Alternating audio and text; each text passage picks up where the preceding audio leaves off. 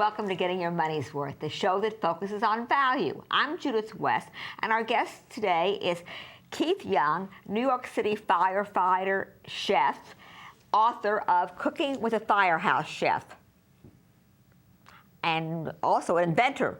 That's right. Which I want you to come back with that cutting board, with that cup. I like that. Definitely. Anyway, so for one thing, you're not wearing it, but you are a New York City fireman and have been for how many years? 12 and a half. Yeah, that's a pretty dangerous job, isn't it? Definitely can be. But you say in capital letters, I love my job, That's right. J-O-B. That's right. What are you, some kind of a danger freak or something? Not at all, not at all. But I love the sense of family you get with the firehouse, you know.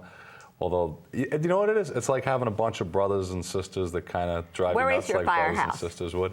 It's in Springfield Gardens, Queens. Queens, okay. Yes. Does it have a number? Yeah, Ladder 158. Right.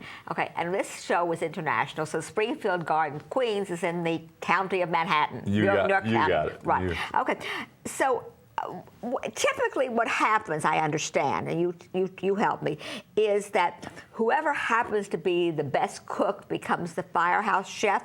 Is that yeah, that could be a fair explanation. Is that in most firehouses, and sure. every firehouse has their own chef, right? You know what? There's a lot of guys that can cook different things. Like, you know, there's lots of nationalities now in the firehouses. So some guys might have certain specialties.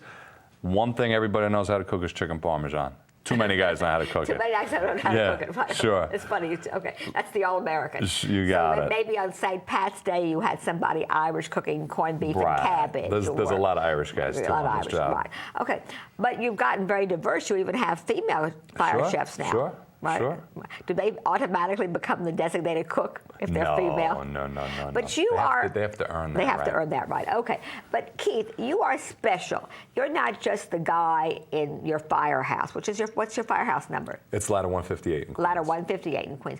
You're not just the guy in Ladder 158 that said, "Oh, I can cook." You are a graduate of a very well-respected, prestigious culinary arts school at Johnson & Wales. I mean, I've heard about Johnson & Wales for a long time. Yes. So you could be, my gosh, you could be some kind of a celebrity chef in one of these restaurants earning megabucks. I wouldn't go that far. How come you're not? Well, you know what? I went the culinary route right after college in 1984 when I was done graduating. Wow, it seems like a long time ago. I was going to say, that long ago? You look like a kid. That long ago.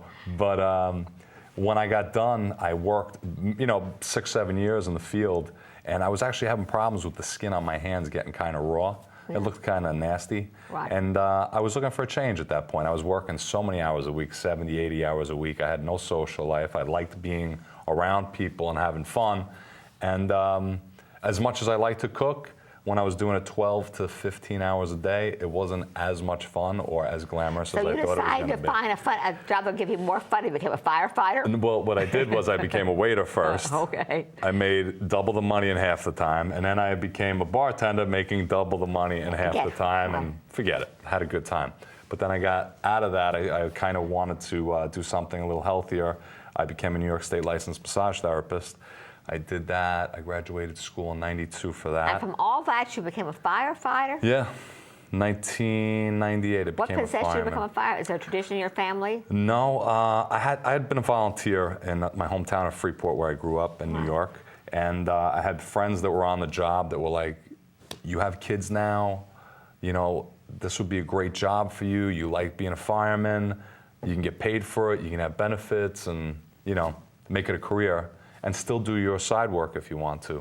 So it made perfect sense to me, like this is a no-brainer, let me do this. So tell me something, when you're a chef in a firehouse, first off, you make like comfort food. Isn't that generally the speaking? Home food, home cooking. You just said something a while ago that the firehouse is your home, your brothers and sisters, so it's your home. Right, it is like a home. And you spend a lot of time there, right? Yep. You spend 24 hours. So you generally make comfort food? I try to make everybody happy. You know what I mean? They always say, if one guy gets a meal, forget it. That guy doesn't want to eat it. He's out. He has to pay. Whatever. I like to try. Do you guys have to pay for your meals? Yes. Oh, I didn't realize that. Yes. So it doesn't come with the job? Nope. So what the guys may Whatever have a the certain meal amount of comes out money. with. They have a certain amount of money. They give you the money so you can go. Do you do the shopping Basically, too? we all pitch in. We all pitch in whatever we want to eat that night. We'll go out and buy it, and then we split it up at the end. So if there's 13 every guys, night it's a new career of shopping and deciding what to cook. Every day, every night. You don't plan a week in advance. Nope. So who does the shopping? A few guys. It's whoever's working. So if I'm working a day tour, I'll go in. I might pick up the night meal as well. I'll pick up the lunch meal, the night meal. We start cooking. So you for make lunch. three. You make 3 meals. Make 2 meals You usually. make lunch and dinner. Yeah. And Oh wow! Guys usually make whatever they want I didn't for know that. breakfast. So the budget is just what people want to contribute. That's it. So do you have a generous? Is it generally generous? You know what? Firemen are typically very cheap. And so I would say that Well, you if guys we don't make big mega bucks No. anyway. But if we can keep between $5 and What do $10 you bucks try for to lunch, do? Keep it between Yeah. $5 and $10 a meal? yeah, usually for lunch. Dinner can get a little pricey sometimes. Sometimes you might see $15, $20 at dinner. Wow, And I didn't realize that guys- these guys have to. So what happens to the leftovers? Leftovers either get eaten the next day by guys just coming into work, or they usually get eaten. They usually get eaten up. Yeah. Okay, so this cooking with the Firehouse chef, I want to say also before I hold it up again, you also gave a tribute to to 9/11 Sure. to 9/11 mean- Firehouse victims. Yeah, was your house involved in 9/11? You know what? Your There ladder was company? there was a gentleman that was in our firehouse that had been.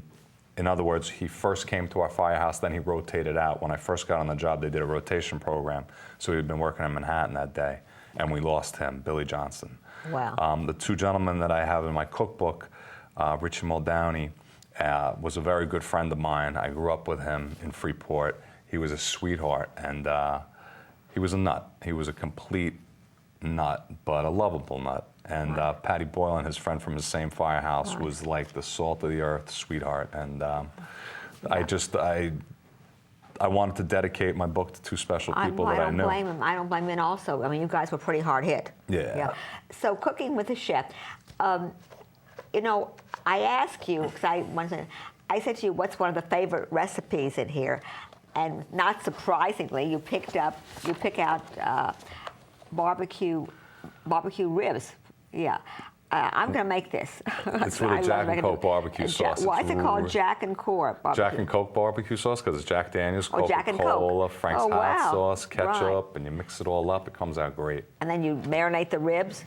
I dry rub the ribs, I cook Yeah. them, I braise them, and then I put the sauce on top before they go on the barbecue. Yeah. And what do you serve? What's your side dish when you make? I this? like to make a creamy coleslaw with Creamy that. coleslaw, That's wow. in the cookbook as well. Actually, that's one of the challenges. I just want to hold this up again, cooking with the Firehouse chef, because I think what you do is great. Thank And you. the fact that you dedicated it, I think that's really I would have amazing. loved to have dedicated it to everybody. But Yeah, right. I think that's pretty amazing. Anyway, I just want to ask you. I see that you're dedicated to the memories. That's really pretty amazing. You also, when you're cooking and planning, you have another agenda. You have to prepare food that can be heated up.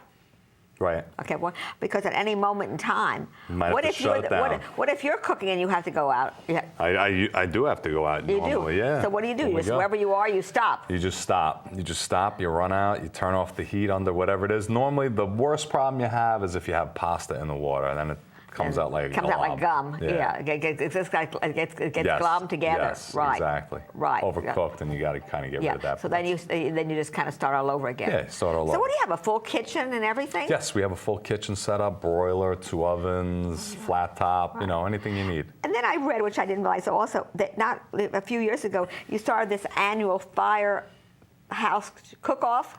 Tell me about that. You talking about the Tabasco cooking ladder competition? Yeah. Yeah, What well, is that? I did that when I first got on the job. It's And you do it now too, so annual cookout. you know what? There's all different types No, of yeah. things that I get involved with. I didn't realize that there was such a competition. Can you believe it? Yeah, in the Firehouse among cooks, among chefs. Tabasco was the first one I was involved with, and it was so much fun because, number one, I got to compete against other people, but they were paying me money to do so, and I loved that. So I got out there. I took second place. Oh, wow. The guy that took first was on Brian Gumbel's show.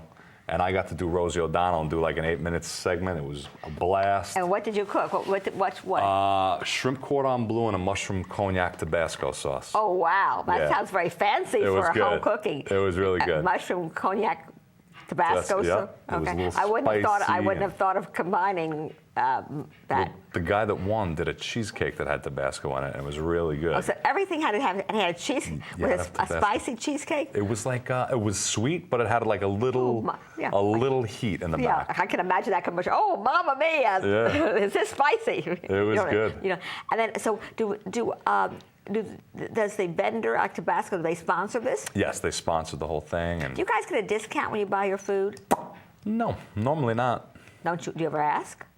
No. Why don't you? I don't know. What?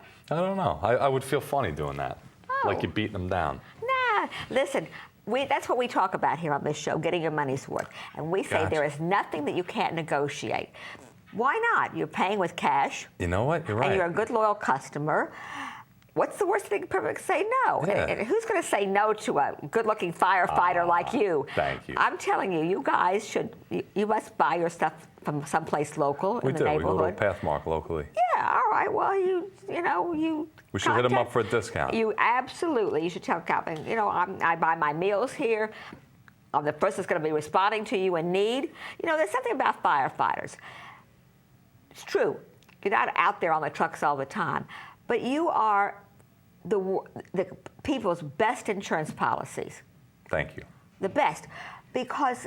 Why do you buy fire insurance? Why do you have fire? Not because you need it every single day, but because you need it when you really need it. That's right.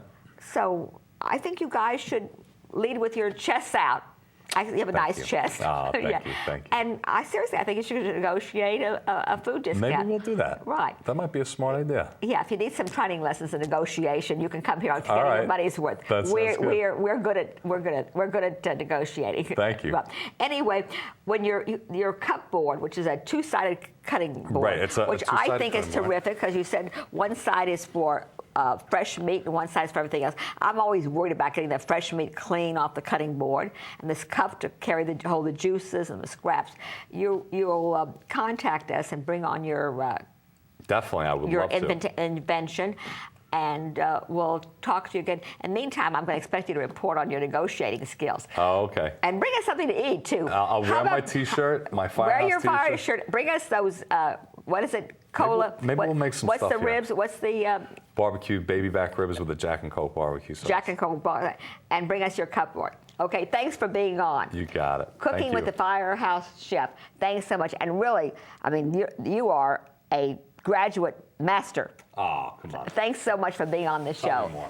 I'm Judith West, Getting Your Money's Worth. Our guest has been Keith Young, New York City fireman, firefighter, author, and chef. Thanks for watching.